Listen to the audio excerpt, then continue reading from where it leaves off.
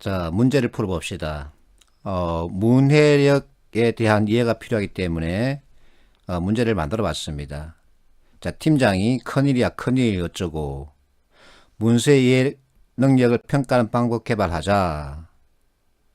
그래서 구체적 근거 자료를 만들라는 지시를 내렸다. 다음 중 기하가 제시하기에 적절하지 않은 것은 지문의 내용이 문해력에 대한 얘기입니다.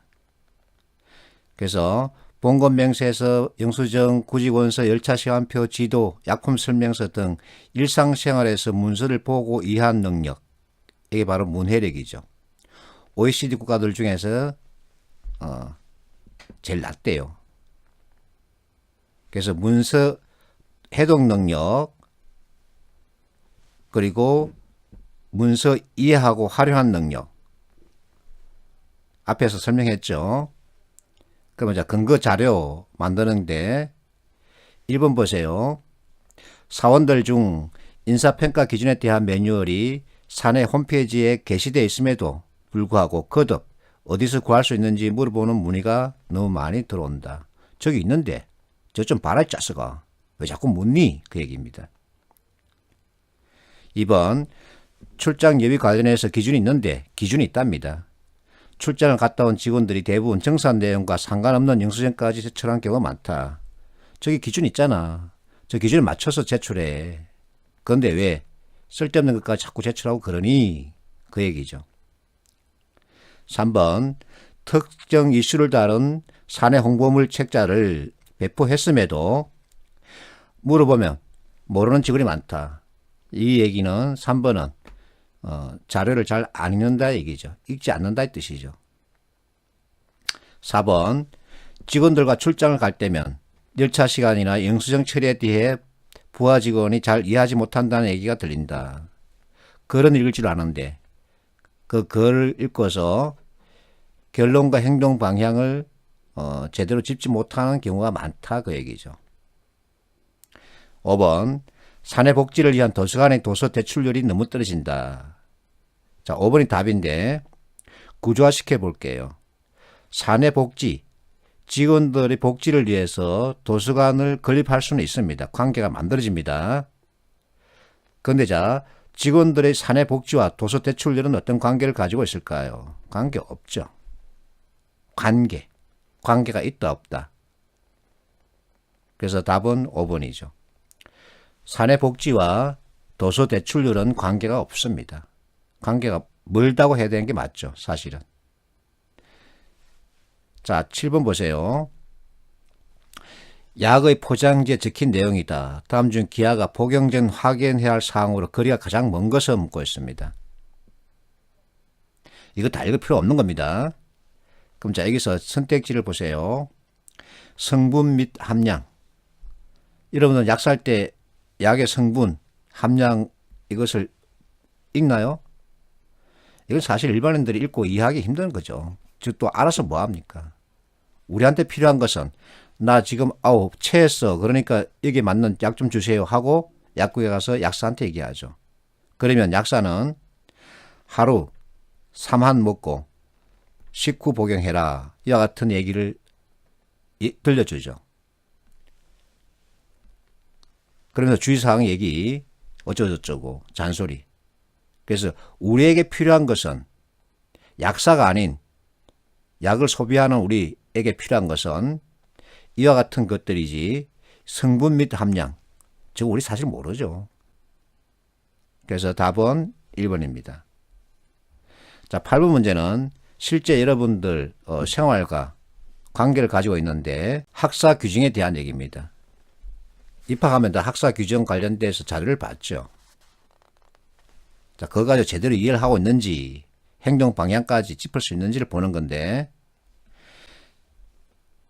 자, 여기서 최장기간 기억 또 최장기간 리언을 찾으라는 겁니다.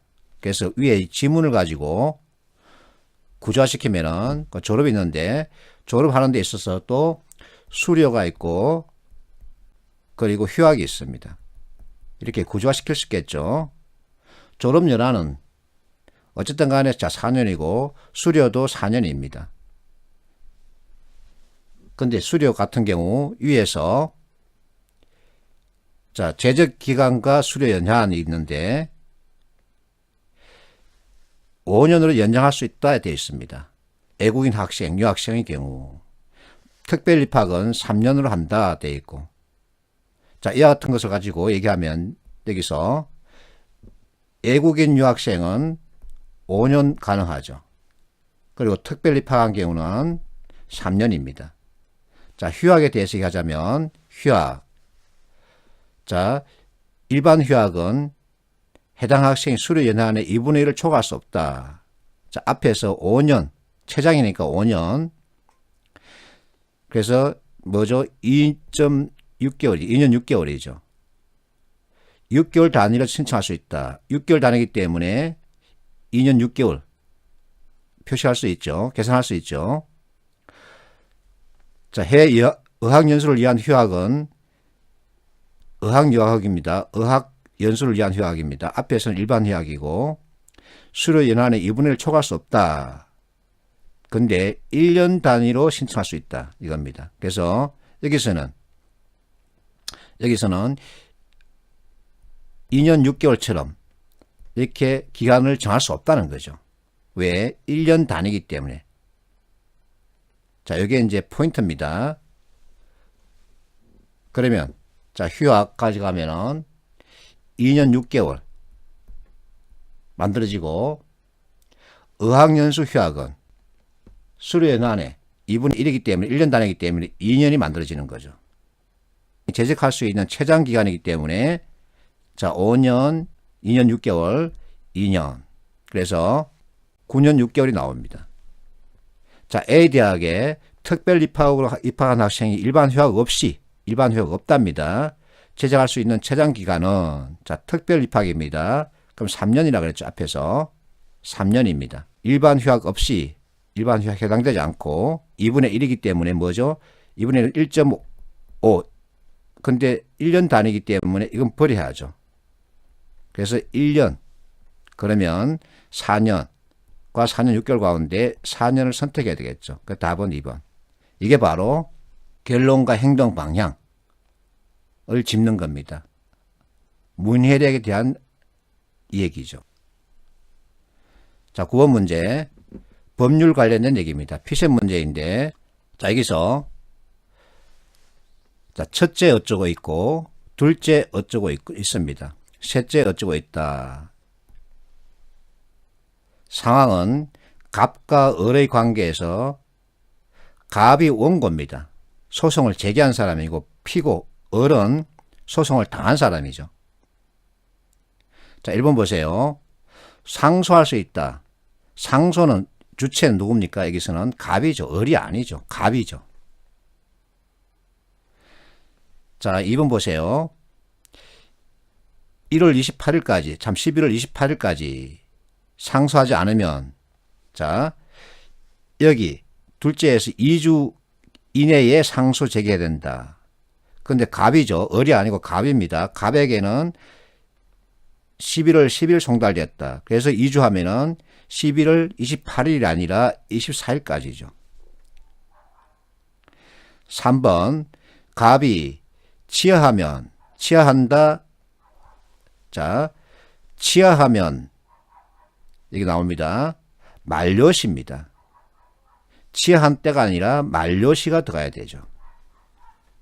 단어를 표현을 찾아가는 겁니다. 5번 보세요. 갑이 11월 21일 법원에 상소 포기서를 제출하면 자, 제출한답니다. 제출 시의 판결은 확정된다 되어 있죠. 제출 시 11월 1일이 아니라 상소 포기서를 제출하는 제출 시의 판결은 확정된다 했기 때문에 틀렸죠. 그래서 답은 4번. 그래서 이와 같은 글 속에서 갑과 을 각각의 주체가 해야 할 일이 무엇인지 언제까지 무엇을 어떻게 해야 된다 이 행동 방향을 짚어내는 거죠. 문해력에 대한 얘기입니다.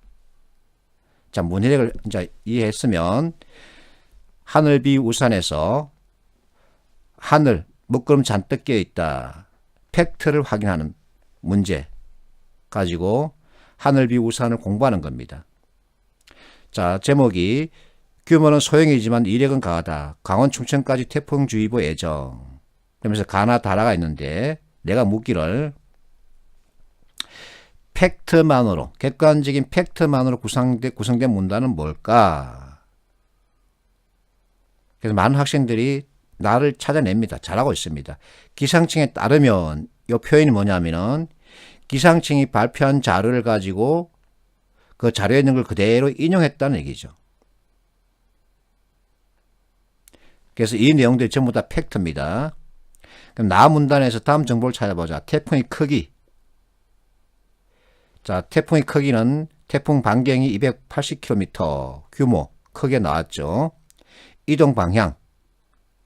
지금 오키나와에서 북서쪽으로 이동하고 있답니다. 이동 속도는 시간당 9km. 이것을 짚어낼 수 있어야 합니다. 자, 그러면 가에서는 자, 예상된다. 다에서는 전망이다. 그리고 보인다. 라에서는 전망이다. 예상된다. 자, 나 기상청의 정보를 가지고 이제 예상된다, 전망이다, 보인다, 전망이다, 예상된다는 것은 내가 주관적으로 해석하는 거죠. 표현이죠. 이렇게 그래서 팩트와 해석을 구분해서 파악할 수 있어야 합니다.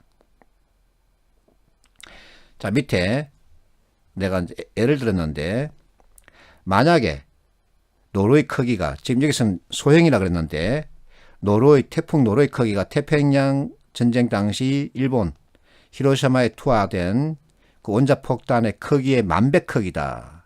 어마어마한 크기란 얘기죠.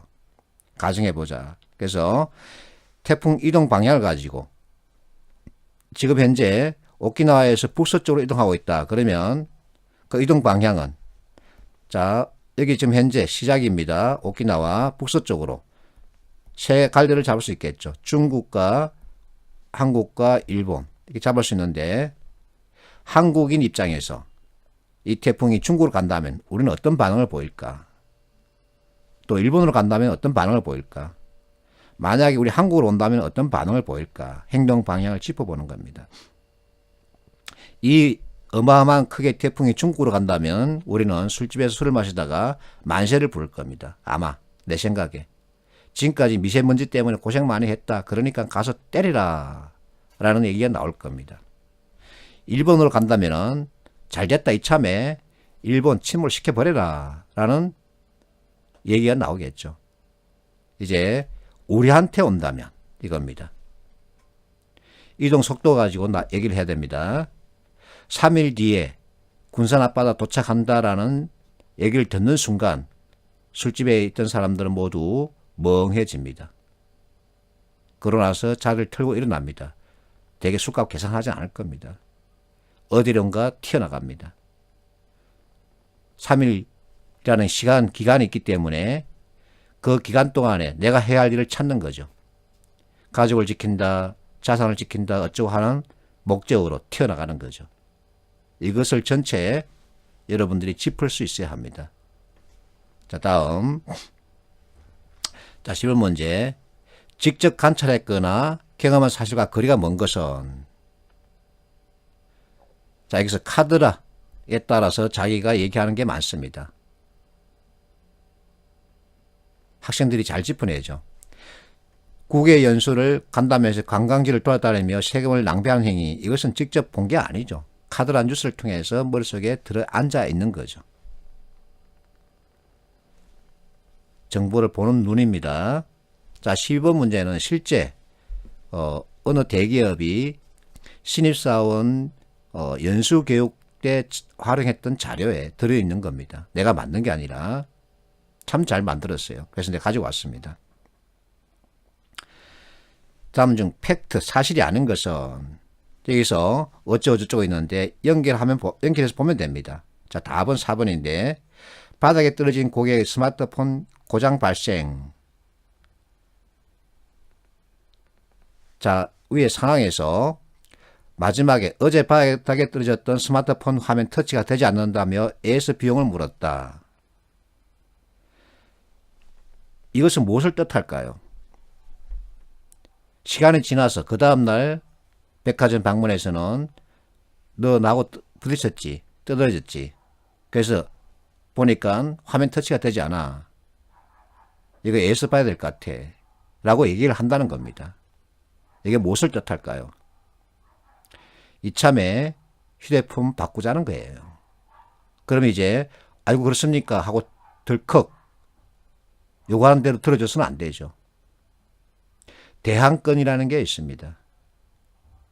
떨어진 시점에 휴대폰을 확인해야 하는 거죠.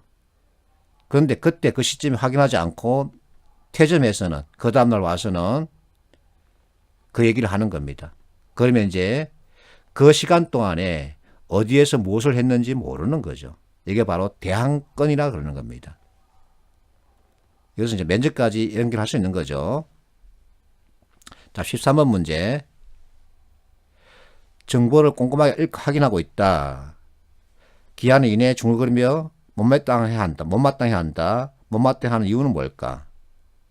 6개월 이내에 다 원스톱으로 처리할 수 있다고 하는데 안 되는 것도 있기 때문에 못마땅하는 거죠. 3개월 이내.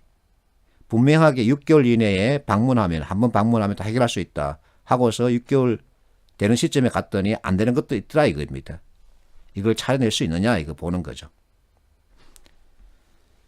자, 14번 문제. 자, 이것도 역시 내용이 많습니다만 답은 쉽습니다. 앞에서 내가 지문이 길고 내용이 복잡하면 답은 쉽다 그랬죠. 그래서 3번입니다. 자, 여기서 이제 주의할 게 뭐뭐 하는 경우에만 무엇인가 한정하는 표현이 있으면 눈여겨보면 되는 겁니다. 지금 현재 대상, 타깃은 임차 가구, 자가 가구 다 포함되죠. 근데 3번에서는 임차한 경우에만 한정하고 있죠. 그래서 어긋났죠. 답은 3번이죠. 자, 복잡하다 싶으면은 선택지 답을 쉽게 찾게 만듭니다. 그 공식을 그대로 가져오면 되겠죠.